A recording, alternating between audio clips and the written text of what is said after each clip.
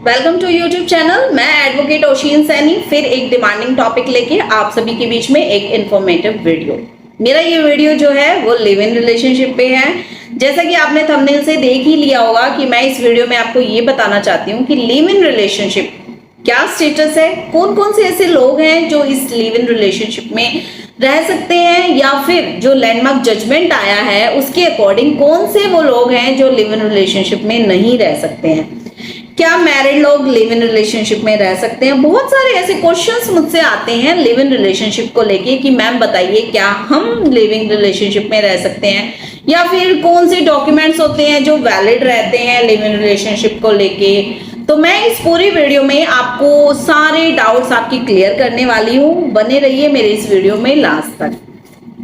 अगर आपको मेरा वीडियो अच्छा लगे तो लाइक करें, शेयर करें और कमेंट्स में अपना सजेशन जरूर देके जाइए कि आपके क्या डाउट्स हैं, या फिर आप भी किसी लीगल टॉपिक पे कोई इन्फॉर्मेटिव वीडियो चाहते हैं। मैं पूरी कोशिश करूंगी आपके टॉपिक को लेने की। तो चलिए वीडियो को शुरू करते हैं। और अगर आप चाहते हैं मुझसे 1-to-1 कम्युनिकेशन करके अपनी केस की डिटेल शेयर करना, या फिर किसी भी टॉपिक पे आप लीगल एडवाइस लेना चाहते हैं अपने केस से रिलेटेड, या फिर आप किसी भी तरीके का कोई भी जो लीगल प्रोसेस है उसमें मेरी हेल्प चाहते हैं, तो दिए हुए नंबर और कम्युनिकेशन लिंक्स पे आप मुझसे संपर्क कर सकते हैं। चलिए शुरू करते हैं इस वीडियो को। देखिए, सबसे पहले तो आपको समझना बहुत जरूरी है लिव इन रिलेशनशिप है क्या। आज के टाइम में जो ये सोसाइटी में ये रिलेशनशिप चल रहा है, इसकी जरूरत क्यों पड़ी थोड़ा सा मैं बताना चाहती हूँ। देखिए, आप जब भी किसी के साथ रिलेशनशिप में आते हैं ये तो आप एक स्टेप लेते हैं कि शादी कर ली जाए। अगर आपके फैमिली वाले अगेंस्ट हैं तो आप क्या स्टेप लेते हैं कि कोर्ट मैरिज कर ली जाए। ठीक है, आप कोर्ट मैरिज कर लेते हैं, उसके बाद महीना निकला, 2 महीना निकला, या फिर साल निकल जाता है। उसके बाद आपको रियलाइज होता है कि आपने ये जो स्टेप है गलत लिया, या फिर आपकी वाइब्स आपके पार्टनर के साथ मैच नहीं हो रही, आपकी अंडरस्टैंडिंग मैच नहीं हो रही, तो फिर आपके पास क्या ऑप्शन आता है। आप उस रिश्ते को एग्जिट करने के लिए आपको डिवोर्स फाइल करना पड़ता है, और डिवोर्स लेना इतना आसान नहीं है। आप ऐसे सोच लेते हैं कि चलो डिवोर्स लेके रिश्ते को खत्म कर लिया जाए, लेकिन ऐसे वाला जो डिसीजन होता है इसमें बहुत लंबा प्रोसीजर अडॉप्ट करना पड़ता है, बहुत दिन लग जाते हैं, मैं कहूंगी कि साल भी लग जाते हैं। सबसे बड़ी प्रॉब्लम तो ये आती है कि अगर आपकी शादी को 1 साल नहीं हुआ है तो आप डिवोर्स तो फाइल कर ही नहीं सकते, क्योंकि हिंदू मैरिज एक्ट में डिवोर्स फाइल करने के लिए भी 1 साल का टाइम पीरियड दिया गया है। अब अगर आप दोनों पार्टी एग्री हैं डिवोर्स लेने के लिए तो आप हिंदू मैरिज एक्ट के सेक्शन 13B में पिटिशन फाइल कर सकते हैं, लेकिन वहां पे भी एक टाइम पीरियड है। 1 साल शादी कंप्लीट होगा, 1 साल सेपरेशन होगा, और उस 1 साल के बाद भी 6 महीने का टाइम जो है कोर्ट देती है first motion to second motion में। तो आप मोटा मोटी लगा के चलिए कि 2-2.5 साल तो आप यहीं पे दे रहे हैं रिश्ते को। ठीक है, उसके बाद अगर जाके डिवोर्स फाइल होता है तो आप यूं लगा लीजिए 3 साल लग जाते हैं आपको अलग होने में। तो इस चीज को थोड़ा सा जो अडॉप्ट करते हैं लिव इन रिलेशनशिप को, तो शायद वो ये सोच के करते हैं, जहां तक हमारी ऑब्जर्वेशन है, कि एक बार पार्टी जब साथ रह लेती है, कुछ टाइम साथ निकाल लेती है, 1 साल 2 साल 3 साल आप रह रहे हो बिना किसी शादी के। लिव इन रिलेशनशिप का मतलब है आप अपने कंसेंट दे रहे हैं साथ रहने की, और साथ रहते हुए अगर आप दोनों के बीच में कोई भी डिस्प्यूट होता है तो उसकी जिम्मेवारी आप दोनों की ही रहेगी, कोई थर्ड पर्सन उसमें इन्वॉल्व नहीं होगा।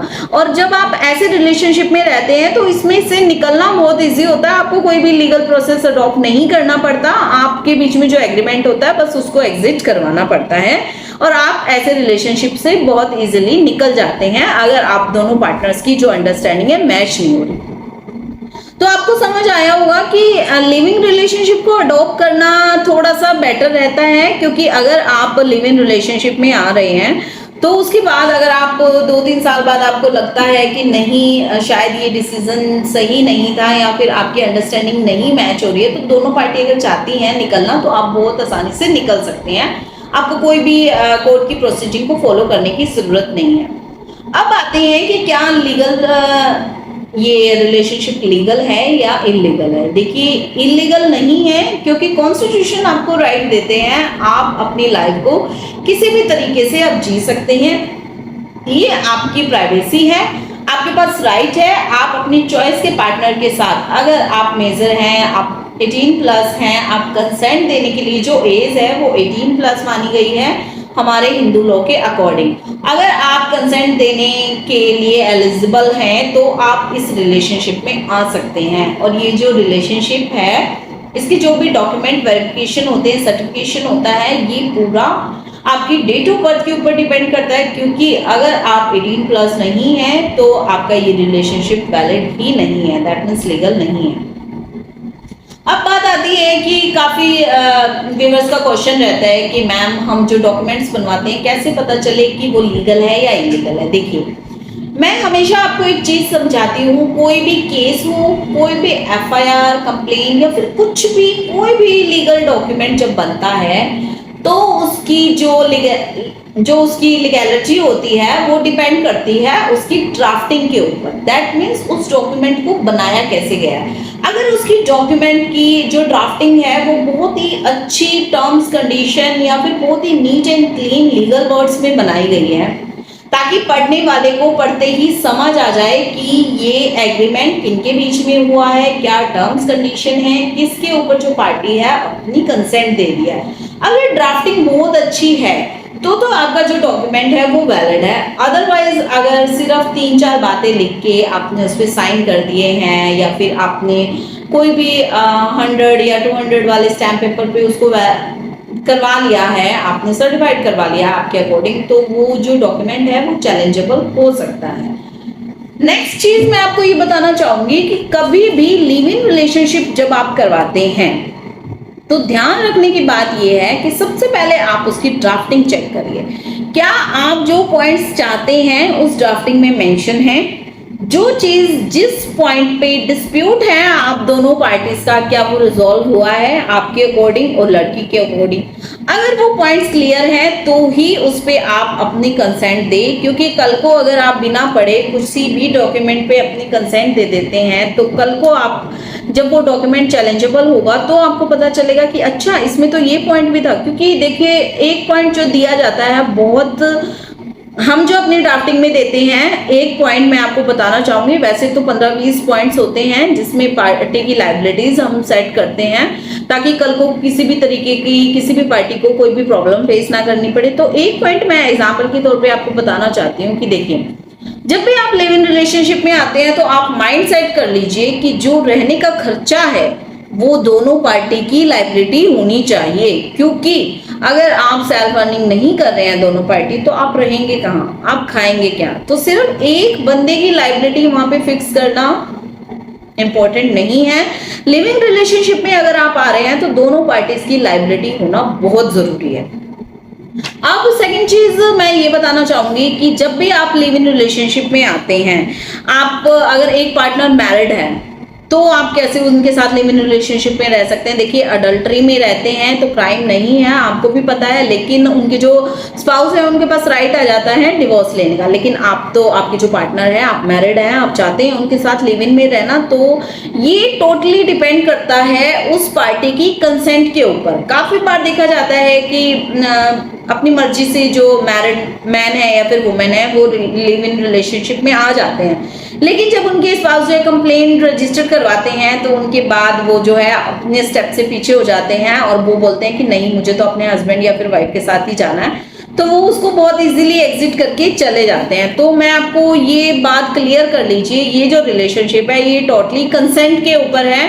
आप दूसरे वाले पर्सन के ऊपर फोर्स नहीं लगा सकते कि आपको मेरे साथ रहना पड़ेगा, आपने एग्रीमेंट किया था, क्योंकि दोनों पार्टी कभी भी अपनी मर्जी से उसको एग्जिट करके जा सकती है, आप फोर्स नहीं कर सकते हैं। अब बात आती है जो मैं आपको बताना चाहती हूँ कि कौन से ऐसे पर्सन हैं जो लिव इन रिलेशनशिप में नहीं रह सकते हैं, आपको ये जानना बहुत जरूरी है।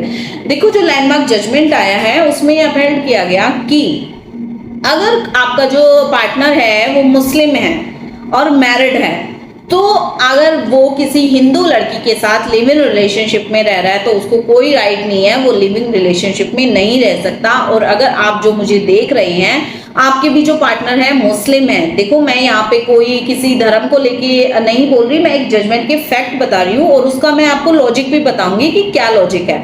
उसका लॉजिक ये है कि एक जो मुस्लिम लड़का है ऑलरेडी मैरिड है, उसको उसके धर्म के अकॉर्डिंग 4 शादी करने की राइट है, फिर भी वो लिव इन रिलेशनशिप में किसी हिंदू लड़की के साथ रह रहा है तो उसको कोई राइट नहीं है, वो उससे शादी कर सकता है। लिविंग में रहने का कोई मतलब नहीं है, उसके पास राइट है, वो 4 शादी कर सकता है। देखिए हिंदू मैरिज एक्ट में तो बिना डिवोर्स आप शादी नहीं कर सकते क्योंकि बाइगेमी जो है ऑफेंस है, लेकिन मोमडन में ये चीज नहीं है, आप उससे शादी कर सकते हैं, आपके पास ऑप्शन है, तो फिर लिविंग में आप नहीं रह सकते।